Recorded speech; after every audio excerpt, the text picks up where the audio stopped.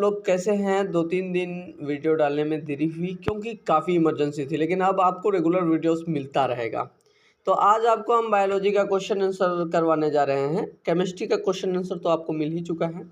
अब 10th class के लिए बायोलॉजी का क्वेश्चन आंसर आपको मिलने जा रहा है।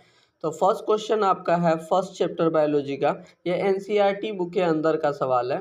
तो पहला सवाल है आपका कि हमारे जैसे बहुकोशिकीय जीवों देखिए पहले बोल दिया बहुकोशिकीय जीवों में ऑक्सीजन की आवश्यकता पूरी करने में विसरण क्यों अपर्याप्त है। तो साफ कहा है कि हम जैसे बड़े जीवों में ऑक्सीजन की जो आपूर्ति होती है उसको पूरा करने में विसरण क्यों अपर्याप्त है, असफल क्यों हो रहा है। तो आप समझने की कोशिश कीजिए। तो इसका आंसर है कि हमारे अंदर कार्य करने हेतु विशेष अंग एवं अंग तंत्र होते हैं। तो सही बात है, हम जैसे बड़े जीव है जिसमें बहुत सारे सेल हैं, अब वो सेल द्वारा मिलकर के अंग और अंग तंत्र बनते हैं। उन अंग और अंग तंत्र जो होते हैं उनमें ऊर्जा की अधिक खपत होती है। देखिए ऊर्जा की बहुत ज़्यादा आवश्यकता होती है। जो विसरण क्रिया होता है वो ऑक्सीजन सभी अंगों को नहीं पहुंचा सकता है। जो विसरण होता है हमारा वो सभी अंगों तक ऊर्जा को नहीं पहुंचा पाता है, क्योंकि अंग शरीर के हर भाग में होते हैं और बहुकोशिकीय जीवन में विसरण क्रिया द्वारा भोजन का ऑक्सीकरण नहीं हो पाता है। जो विसरण होता है वो ऑक्सीकरण पूरी तरह से नहीं कर पाता है, फलतः शारीरिक अंग कार्य नहीं करते हैं। शरीर का जो अंग होता है वो पूरी तरह से कार्य नहीं कर पाते हैं। यही वजह है कि बहुकोशिकीय जीवों में ऑक्सीजन को पहुंचाने के लिए, कोशिकाओं तक पहुंचाने के लिए अलग से एक तंत्र बनी होती है जिसको हम लोग बोलते हैं श्वसन तंत्र बोलते हैं। तो इसमें मेन बात है आप क्या जाने कि बहुकोशिकीय जीवों में विसरण अपर्याप्त है क्योंकि इसमें खुद से एक अंग बनी होती है। उस अंग का नाम है आपका श्वसन तंत्र। ये पहला सवाल था आपका। पहला सवाल आपका पूरी तरह से क्लियर हो गया है। आप एक बार इसका स्क्रीनशॉट भी ले सकते हैं। एंड सेकेंड नंबर आपका सवाल है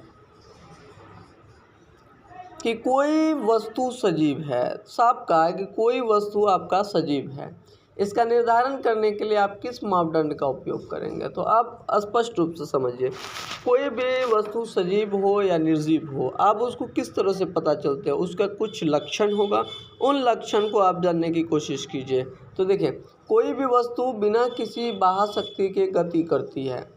तो जो सजीव होता है वो किसी बाहरी शक्ति का भी गति करती है।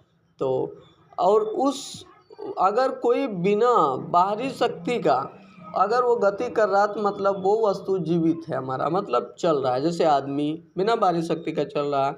कोई बहुकोशिकीय जीव अचेत अवस्था में होता है। कुछ कोशिका ऐसे होते हैं जो अचल होता है, एकदम स्थिर रहता है, भी आणविक गति करते रहते हैं। जैसे पेड़ पौधे को आप देख लीजिए, वो अचेत है, मतलब एक जगह पे निश्चित खड़े हैं लेकिन जीवित हैं, लेकिन वो बाहर से दिखाई नहीं पड़ता है। सही बात है, वो दिखाई नहीं देता है। इससे स्पष्ट है कि गति द्वारा हम सजीव और निर्जीव वस्तु का निर्धारण कर सकते हैं।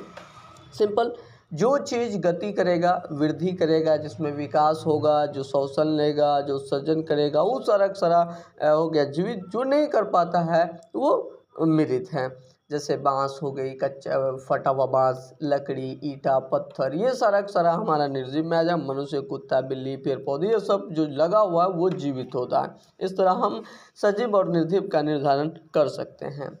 तो हमारा तीसरा सवाल है कि किन जीवों द्वारा किन कच्ची सामग्रियों का उपयोग किया जाता है। देखिए किसी जीव द्वारा किन कच्ची सामग्री का उपयोग, पेड़ पौधे के बारे में बात करें तो कच्ची सामग्री के रूप में क्या क्या हो जाएगा, जल होगा, खनिज लवण होगा, सूर्य प्रकाश, क्लोरोफिल, इन सभी चीज़ एक्स्ट्रा होता है। लेकिन वही छोटा जीव मानव वगैरह हो जाए तो उनके लिए भी कुछ कच्ची सामग्री का उपयोग होता है। तो ये सवाल थोड़ा सा बड़ा जवाब होगा लेकिन बेहतर होगा। तो जीवधारियों में प्रत्येक कोशिका कार्बनिक यौगिकों द्वारा निर्मित होती है। जितना भी सेल है वो कार्बनिक यौगिक द्वारा बनता है। कार्बन का प्रमुख अवयव होता है इसमें। इन कोशिकाओं का जीवन काल निश्चित होता है। जो सेल होता है उसका जिंदगी निश्चित होता है, इसके पश्चात वो मर जाता है। कुछ कोशिकाएं निश्चित सीमा तक विकसित होता है, उसके बाद वो विभाजित हो जाता है, मतलब बढ़ जाता है। जीवन काल में सभी जैविक कार्यों को करने के लिए ऊर्जा की जरूरत होगी। कोई भी कार्य आप करते हैं तो उसमें ऊर्जा की जरूरत होती है। कार्बनिक यौगिकों का विघटन से प्राप्त होता है, वो यौगिक जो है विघटन से प्राप्त होता है। और कार्बनिक यौगिक भोजन का रूप धारण करते हैं। जब भोजन का रूप धारण करता है तो एनर्जी मिलता है, उनको एनर्जी मिलता है, बाह्य यौगिक बनाते हैं। और हरे पौधे में प्रकाश संश्लेषण क्रिया द्वारा होता है। स्वपोषी जीव भूमि द्वारा खनिज लवण, वायुमंडल से कार्बन डाइऑक्साइड, सूर्य प्रकाश लेता है और सभी कच्ची सामग्री का प्रयोग करके जटिल कार्बनिक पदार्थ बनाते हैं। मतलब सभी जीव का अलग अलग प्रोसेस है कच्ची सामग्री का।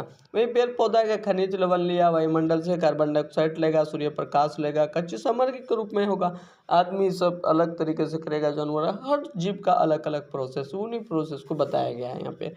तो आप एक बार इस क्वेश्चन को बेहतरीन तरीके से देख लीजिए। एंड आपका चौथा सवाल है, बहुत इंपॉर्टेंट और छोटा सवाल है कि जीवन के अनुरक्षण के लिए आप किन प्रक्रमों को आवश्यक मानेंगे।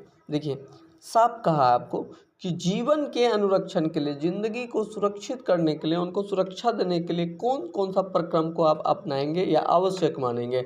तो देखिए जैविक क्रिया में क्या होता है, जो काम हम लोग करते हैं जैसे गति करते हैं, पाचन करते हैं, श्वसन, परिवहन, उत्सर्जन, वृद्धि, ये जीवन में सुचारू रूप से चलना चाहिए, चलना आवश्यक होता है तथा जीवन के अनुरक्षण के लिए बहुत ज़्यादा ज़रूरी होता है। अगर ये सारी चीज़ें ना हो तो ज़िंदगी बेकार है। गति आप धीरे से नहीं कर, पाचन नहीं हुआ तो आप श्वसन, परिवहन, उत्सर्जन, वृद्धि आदि जो जीवन को सुचारू रूप से चलाने में सहायक होता है, ये सारी बातें जीवन के अनुरक्षण के लिए बहुत ही ज़्यादा आवश्यक होता है।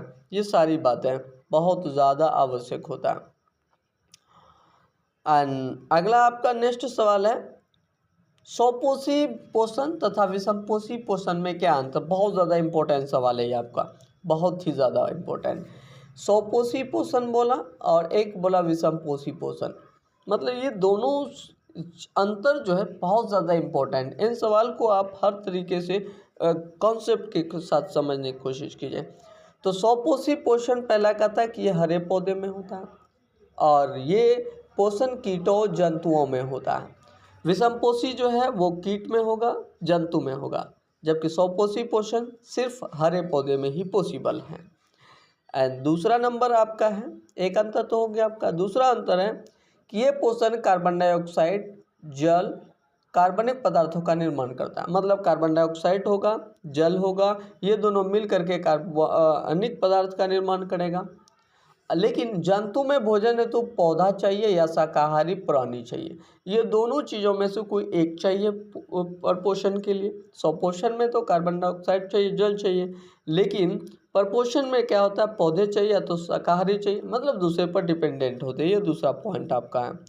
एंड तीसरा पॉइंट आपका है, पौधे प्रकाश संश्लेषण में पर्णहरित सूर्य प्रकाश का प्रयोग करते हैं, मतलब क्लोरोफिल का यूज़ करते हैं और सनलाइट का इस्तेमाल करते हैं, जबकि विषमपोषी पोषण में ऐसा कभी भी होता है नहीं। इस तरीके से भोजन बना ही नहीं सकता है। मतलब विषमपोषी पोषण में भोजन का निर्माण नहीं होता है, डायरेक्टली नहीं होता है, इनडायरेक्टली करना पड़ता है। एंड चौथा नंबर है कि पौधों में भोजन के निर्माण के लिए अकार्बनिक पदार्थों की ज़रूरत होती है, अकार्बनिक पदार्थों की, जबकि जंतु को अपने भोजन हेतु कार्बनिक पदार्थों की ज़रूरत होती है। मतलब पौधे के लिए अकार्बनिक पदार्थ की ज़रूरत होती है, जबकि जंतु के लिए कार्बनिक पदार्थों की ज़रूरत होती है। तो आपको हर हाल में स्वपोषण प्रपोषण हर हाल में याद रखना है। स्वपोषण सिर्फ और सिर्फ किस में हो सकता है, पेड़ पौधा में, जबकि प्रपोषण जो दूसरे जीव पर या सब्जी पर या पेड़ पौधों पर डिपेंडेंट होते हैं उनको प्रपोषण कहते हैं। आपका ये क्वेश्चन बहुत ही ज़्यादा इंपॉर्टेंट, एक बार इनका आप स्क्रीनशॉट ले लीजिए। स्वपोषण और प्रपोषण में अंतर है, ये अंतर है आपका। एंड सेकेंड क्वेश्चन आपका है, इसी बुक के अंदर का सेकेंड क्वेश्चन है आपका कि प्रकाश संश्लेषण के लिए आवश्यक कच्ची सामग्री पौधा कहाँ से प्राप्त करता है। देखिए प्रकाश संश्लेषण के लिए जो जरूरी कच्ची सामग्री है वो पौधा कहाँ से प्राप्त करता है। तो छोटा सा सवाल है लेकिन बहुत इंपॉर्टेंट है ये सवाल। तो पौधा में प्रकाश संश्लेषण क्रिया 4 वस्तु के द्वारा होता है। 4 चीज़ों की ज़रूरत हर हाल में पड़ती है। इन चारों चीज़ का होना बहुत ज़्यादा लाजमी है। अगर इन चारों में से कोई एक भी ना हो तो प्रकाश संश्लेषण नहीं हो पाएगा। तो आइए देखते हैं वो 4 चीज़ कौन है। पहला तो जल चाहिए इनको। जल क्या करता है कि पौधों में भूमि जड़ों से प्राप्त करता है। पानी कहाँ से होता है? पौधे जो है अपने ज़मीन से निकालते हैं, वो जड़ के द्वारा ले लेते हैं। दूसरा कार्बन डाइऑक्साइड CO2 चाहिए, ये वायुमंडल से प्राप्त पौधे कर लेते हैं। तीसरा पर्णहरित, ये पौधे की कोशिकाओं में हरित लवक उपस्थित होता है, ये पत्तों सब में प्रेजेंट होता है क्लोरोफिल। चौथा चाहिए सूर्य प्रकाश, ये तो सूरज से प्राप्त कर ही लेता है, फोटोन ऊर्जा के कणों के रूप में करता है। तो ये 4 चीज़ें बहुत ज़्यादा ज़रूरी है। तो फर्स्ट क्या बोले? प्रकाश संश्लेषण के लिए ज़रूरी है जल, दूसरा कार्बन डाइऑक्साइड, तीसरा क्लोरोफिल, चौथा सनलाइट। ये चारों चीज़ें होना बहुत ज़्यादा लाजमी है। एक भी नहीं रहेगा मतलब प्रकाश संश्लेषण नहीं हो पाएगा। एंड नेक्स्ट क्वेश्चन है आपका 3 नंबर कि हमारे आमाशय में अम्ल की क्या भूमिका। बहुत ज़्यादा इंपॉर्टेंट सवाल। हमारे आमाशय में अम्ल की क्या भूमिका? हमारे जो आमाशय है उसमें HCl का क्या मतलब एसिड जो है उसका क्या इम्पोर्टेंस, क्या रोल है? तो बहुत बेहतरीन सवाल है ये। तो आपका इसमें है कि हमारे आमाशय में जो भूमिका है वो निम्नलिखित है, नीचे लिखा हुआ है। पहला है आमाशय में हाइड्रोक्लोरिक अम्ल भोजन में अम्लीय माध्यम प्रस्तुत। हाइड्रोक्लोरिक अम्ल HCl होता है जो भोजन में एसिड माध्यम प्रस्तुत करता है, जिसमें पेप्सिन नामक एंजाइम अम्लीय माध्यम में कार्य करते हैं। एक एंजाइम है जिसका नाम है पेप्सिन नामक एंजाइम होता है, वो एसिड के रूप में कार्य करता है। तो हमारे पेट में जो एसिड होता है उसका नाम है HCl, हाइड्रोक्लोरिक एसिड। ये पेप्सिन नामक एंजाइम के रूप में काम करता है, पहला पॉइंट है। एंड सेकेंड पॉइंट आपका क्या है कि अम्ल क्या करता है? अम्ल भोजन में विद्यमान रोगाणुओं को अक्रियाशील एवं नष्ट करता है। मतलब अक्रिय कर देता है या तो उसको पूरी तरह से नष्ट कर देता है। जो भी रोगाणु होता है, जो कीटाणु वगैरह होता है, उनको मार देता है। और तीसरा पॉइंट है कि ये भोजन को गला देता है। आमाशय में उपस्थित भोजन को गलाने का काम भी HCl करता है। बोले तो पचाने का काम भी HCl ही करता है। ये तीसरा पॉइंट था। एंड चौथा नंबर सवाल है आपका कि पाचक एंजाइम का क्या काम। बहुत इंपॉर्टेंट सवाल। पाचक एंजाइम जो पचने का वो क्या करता है? तो देखिए पाचक एंजाइम पाचक रसों में उपस्थित होता है। पाचक जो एंजाइम होता है वो पाचक रसों में प्रेजेंट होता है, जिसका कार्य विशिष्ट होता है, बहुत अनोखा होता है, अलग होता है। ये पाचक एंजाइम भोजन के विभिन्न पोषक तत्वों को जटिल रूप से सरल रूप में परिवर्तित करके घुलनशील बनाते हैं। मतलब जो भोजन, ये पाचक एंजाइम का काम क्या है मेनली, ये पोषक तत्वों को जटिल मतलब जो मुश्किलात होते हैं, जो हार्डनेस होता है, उसको सिंप्लीफाई कर देता है, बिल्कुल नरम कर देता है, मुलायम कर देता है और घुलनशील बना देता है। जो कम करता है पेप्सिन प्रोटीन और पेप्टोन में परिवर्तित कर देता है। ये पेप्सिन जो प्रोटीन है वो पेप्सोन में चेंजिंग कर देता है। ये पाचक एंजाइम का सबसे बेस्ट काम है। सो बोला जाए तो सिंपल भाषा में भोजन को पचाने का काम करता है, मतलब जटिल से सरल की ओर लेकर के जाता है। यह था चौथा नंबर।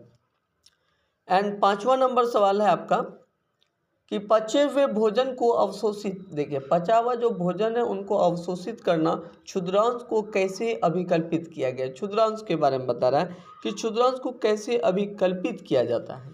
तो पचे हुए भोजन अवशोषण के लिए छोटी आंत को क्षुद्रांश कहा जाता है, विशेष रूप से अभिकल्पित है। सबसे ज़्यादा इम्पोर्टेंट छोटी आंत, क्योंकि छोटी आंत की जो सबसे लंबी होती है ये, और क्षुद्रांश में हजारों सूक्ष्म अंगुली के आकार के विलाई नामक प्रवर्ध पाए जाते हैं। मतलब अनेक अंगुली के टाइप का विलाई पाया जाता है।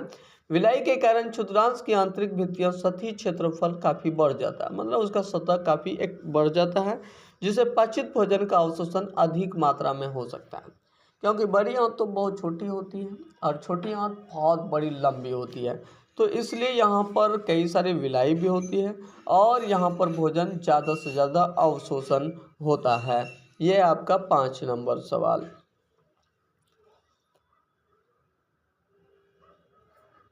तो